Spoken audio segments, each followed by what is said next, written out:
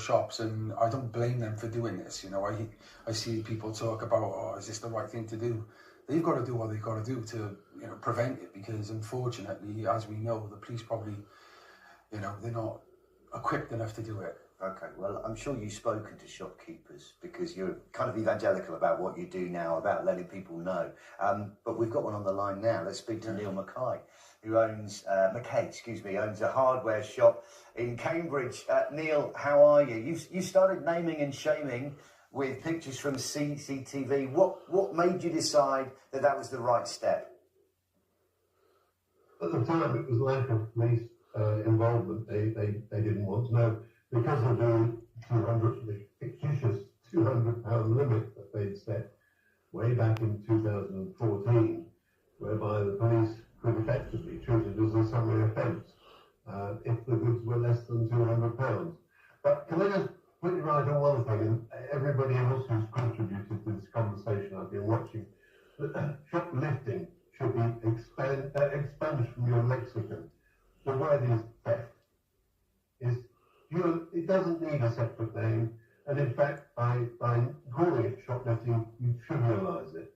Yeah, we touched on that early on, and I wondered whether that would be the case for shopkeepers who look at this and understand the impact of it, and it does feel almost like a hobby rather than an offence. I'm just interested, did you see the results of the naming and shaming? Did you see a reduction? Did you see those faces even turn up at the shop, see their faces and turn away again? Has it been good for you? Well, it's been very good in that a lot of people know about our road scouring. I believe it puts people off. We actually, to start with, we put lines across their faces so you couldn't actually identify them. They could identify themselves. My most famous one was one, if people Google it, is Magnet Man Cambridge. He pitched up to the local police station complaining his human rights were contravened, and they promptly arrested him. But the whole point is, society as a whole has got to get a grip. Quite frankly, we're allowing all what's regarded as low-level crime as being it's unsolvable. The police are restricted in the amount of resources that they've got, and they've got to prioritise things. And sure enough, they regard shop theft as being the lower priority.